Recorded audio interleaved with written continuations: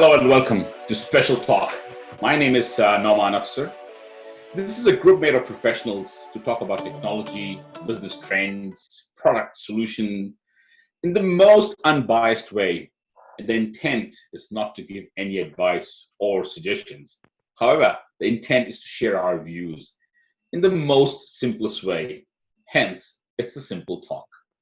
You're more than welcome to share your comments, your views while you watch this video, and you'll also like our social media links below and to follow us for more such unbiased content. The topic today is a topic which has changed the world in the most unprecedented way. The way we talk, the way we live, the way we interact, the way we work has all changed. And so has the way we do business. And it's all due to, and I'm sure you know, COVID-19. COVID-19 has had a huge impact on businesses.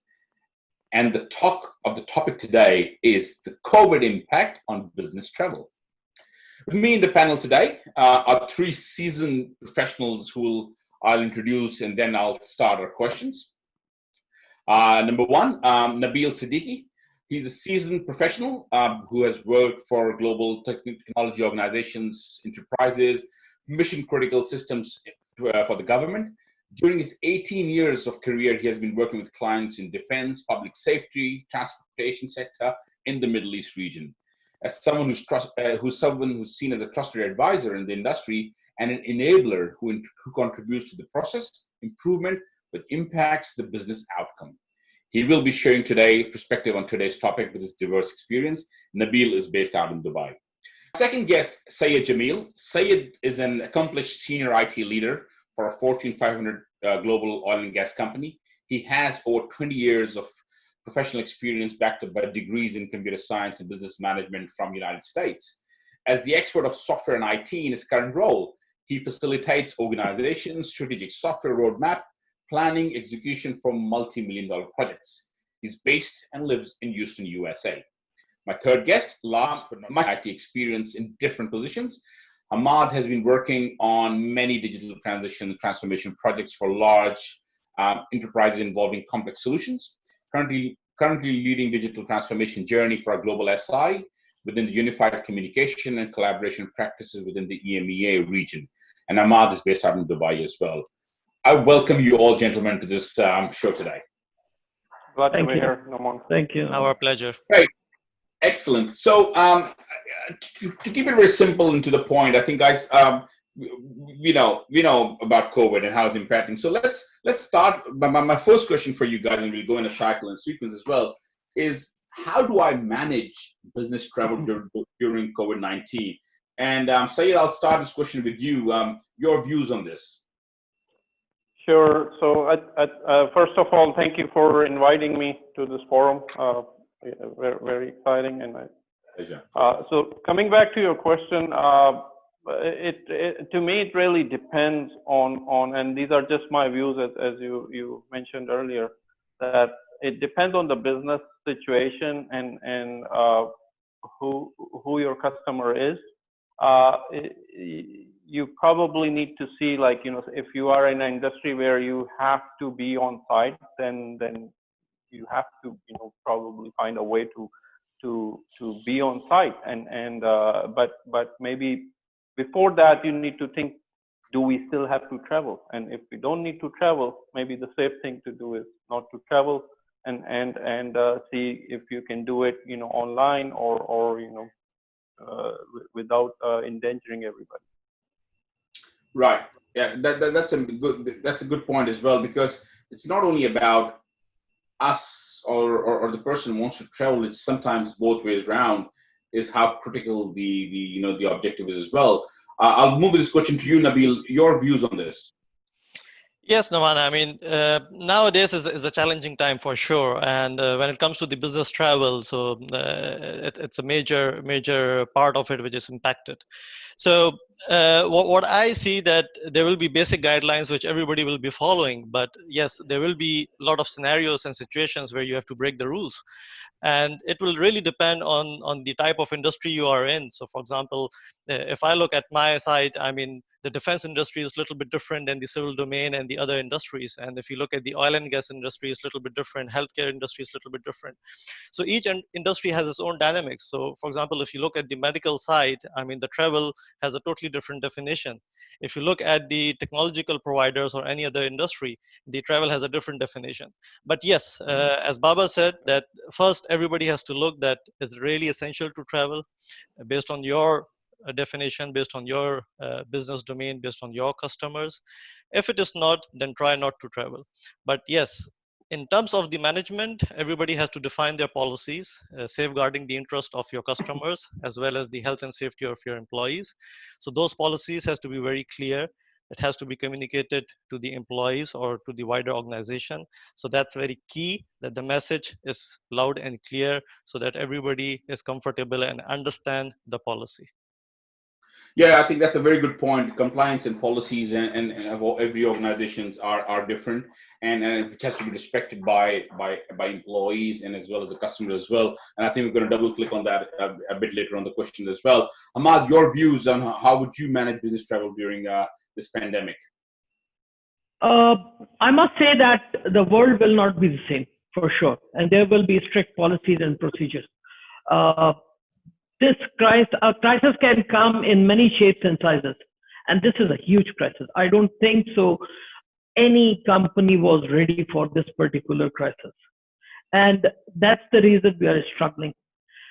If we had prepared ourselves previously when SARS was there, we might have in a different position. We might be able to travel with uh, available procedures. At the moment, there is no procedure available. Every single country, every single destination is adopting its own procedure, and that's the challenge. So at the moment, I don't think so. There is very little you can do about this. Remember what happened with SARS? People have to move on. It will be changed, but at the moment, I don't think so. Any company will allow its employees to go overseas. Yes, I agree with Babar that there are certain businesses which needs travel, but these are very little. The technology is here, so I would suggest that avoid travel as much as possible until the situation is clear and the procedures are available. Then definitely you can go ahead and travel. And that's a good point as well. And I'll hit the next question back at you, Hamad. Should I cancel all business trips? Should I just don't worry about completely about business travel at all? Oh, I don't think so. I don't think so. You should cancel your business trip, but you should, as I said, you should take precautionary measures. I belong to an industry where we deploy video solutions to our customers. And since a long time, we are saying that, guys, just to save cost, don't travel. Yeah. But now the situation is changed. Yeah. The situation is changed because now it's not about cost. It's about your health and safety. Yeah. You should travel, definitely. Aristotle said that man is a social animal. So you cannot live alone, for sure. Yeah, you have to go meet the people. Like I am just, I think so, an hour drive from you. I love to meet you. I want to meet you. But at the moment, I think so, I will avoid it for my children. Yeah. The only difference is as soon as the situation is better, improve, you should go and travel. Just to break the fear, to defeat the fear, you should go and travel. But for now, just try to adopt as much safety as possible. That's my take on it. Good point. Your views, say it on this from a business cancellation of the trips and all.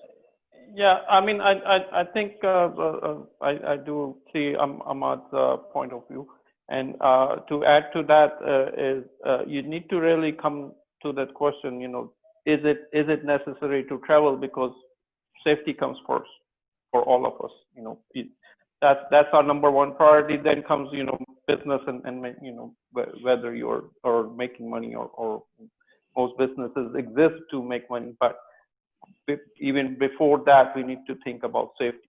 And safety means safety of your employee, safety where while you are traveling, safety where you are going, and the safety of the people that you are going to be visiting. So there is a lot of dynamic built into this that we need to think about. And I think Nabeel mentioned earlier that there is no fixed policy here. Everybody is going through different. Every company is trying to find their own way, navigate through this time of crisis. Over time, we will probably have these new policies that will be much restrictor moving forward to allow traveling, and that there is a legal side to it. There is the safety. Do you have the safety equipment available while you travel? Does where you are headed, do they have the safety things available? So all these questions will play a role in those policies, and I think at the core question comes again is, do you have to travel? And if the answer is yes, then obviously there are things that needs to be done. Yeah, I think that's a good point. Safety it should be it is a prime prerogative of everyone, as an employer, as an employee as well, because we work for organizations, but at the same time we have our families and who we have responsibility towards as well. And I think that's the most prerogative of all of us. So, Nabeel, your thoughts? Yeah, well, I mean, it all boils down. I mean, the reason that we travel, I mean, it's to see our dear customers, So the human touch is very important, and everybody likes traveling. But now I see there are two frames in terms of the time. One is the short term, one is the long term. So in long term, definitely we can be very hopeful that things will improve and situation will be better. It may not be same as it used to be pre-COVID, but change is the only constant thing. So I mean, in the long run, there's always a change. COVID is there or COVID is not there. However, in the short run, yes, travel will be restricted. The restrictions may get eased and harder time to time, region to region, country to country, company to company, sector to sector. But the travel will not go away totally, but it will remain limited. And you cannot avoid at this stage that you just totally eliminate the travel, but it will be quite restricted, at least in the short run. Yeah. I think that's a point, because even our customers, they want to meet us at the same time. It's the personal safety. It's not you versus me. It's me versus myself. No one knows who the target is, right? And it's such a sad and unfortunate situation for all of us. And because and that takes me to my next question. And Nabeel, I'll start with you. That how do I conduct risk management for business travel? Then there's a risk. There is a risk factor associated with the business, associated with the travel. And how would you mitigate that?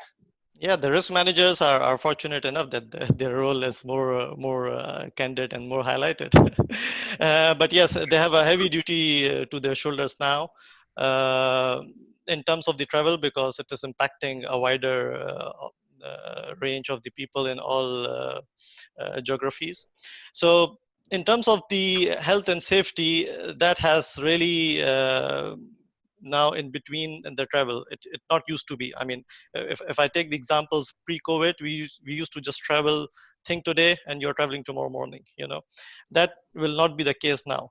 I mean, you have to really justify to your risk management that why you need to travel, and you're 100% ready to mitigate all the risks. So as Baba was mentioning, I mean, the PPE, the health and safety equipment, the readiness of your customer acceptance in terms of the health and safety, why you are going, is it really necessity? So all these questions and the criterias are more, let's say, comprehensive compared to pre-COVID. And health and safety is one of the criteria you have to really justify to prove that you need to travel. One more thing is the legal liability. Remember, right? So that's also going to be an important I think thing. That's going to that's be the most important thing, because if I go and see a customer and God forbid any one of us gets it, the customer said it was you who came and gave it to me. You must have met 10 other people that day, and the liability on the organization would be massive. And I think that's why the organization are still skeptical on that. Yep, and I agree. So what are your views on this, Babar, Syed? So same thing what Nabeel said earlier is like there are, there are safety issues. There needs to be more stringent requirements before you even travel. It's not going to be like traveling the next day anymore. There will be legal implications.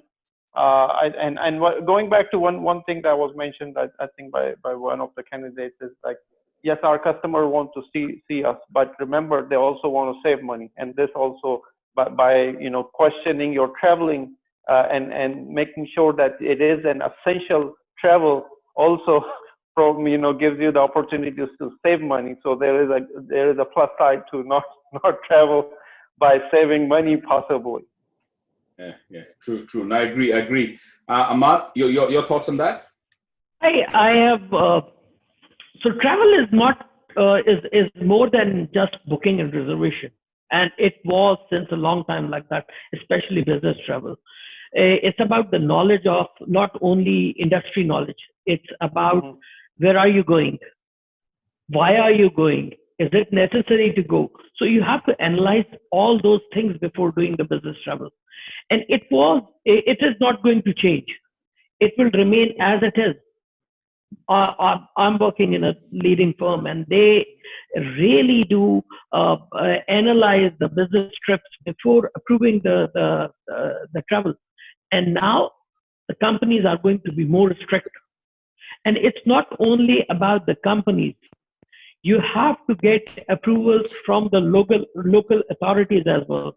If I am traveling from Dubai, or if someone is traveling to Dubai, is it worth to go to 14 days quarantine? Is it worth to stay and risk our customers or risk yourself? If it's very necessary, then you have to do a complete processes and procedures. Otherwise, I don't think so.